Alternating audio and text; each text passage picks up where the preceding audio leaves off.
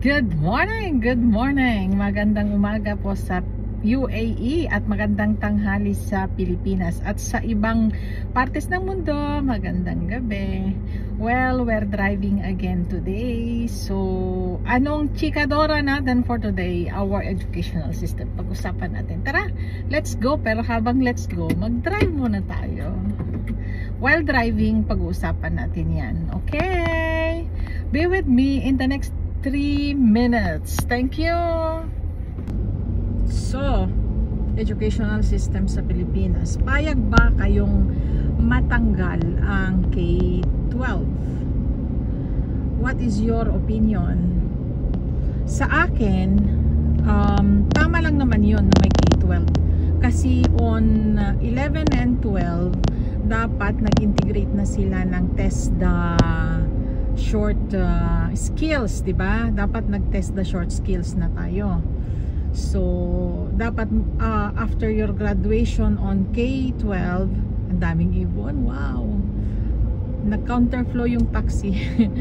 Pag nakagraduate ka ng K-12, dapat ready ka na to face the world working. Pero dapat hindi lang yung STEM, mga ganon, hindi lang yon. Dapat magkaroon na sila ng integrated siya sa TESDA mismo as many as at least 6 skills. Kasi po pwede kasi yun, di ba? 6 months or 3 months. Gawin natin 3 months or 6 months. So dapat 4 skills, main skills na pwede kang magtrabaho sa labas. Integrated dapat yun. Yung mga basic na pinaka mabilis na kumuha ng trabaho like cooking, welding, mga ganon, bartending, mga ganon. So dapat meron or basta may pagpipilian na medyo mabilis-bilis kumuha ng trabaho. Tapos pag college, dapat wala nang minor subject, puro major subject na lang, para naman makatipid-tipid tayo sa pabayad sa school. Kasi alam nyo naman, syempre sa atin is per units ang bayad, especially sa mga private universities. So dapat wala nang minor subjects, puro major subjects na lang. Kasi natakal mo na yun from grade 1 to 12. Tapos na yung mga minor subjects natin dapat.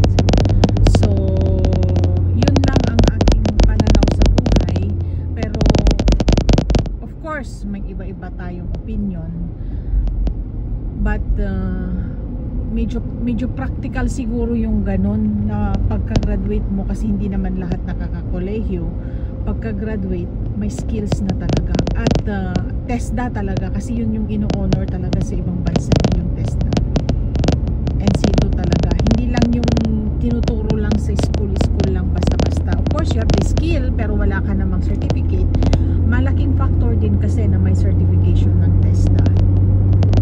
So yun ang aking opinion. Hindi naman masasabi natin suggestion, kasi sino ba naman tayo para mag-suggest, diba, sa government. Pero baka sakaling may makarinig sa atin, diba, tama lang naman yun. Wala nang minor subjects pag college ka, major subjects na lang, para concentrated ka na, huwag ka nang gumagawa ng mga minor subjects. Okay, so that's it. Thank you very much. Bye bye. We're here. Arrive na tayo sa location natin. Tomorrow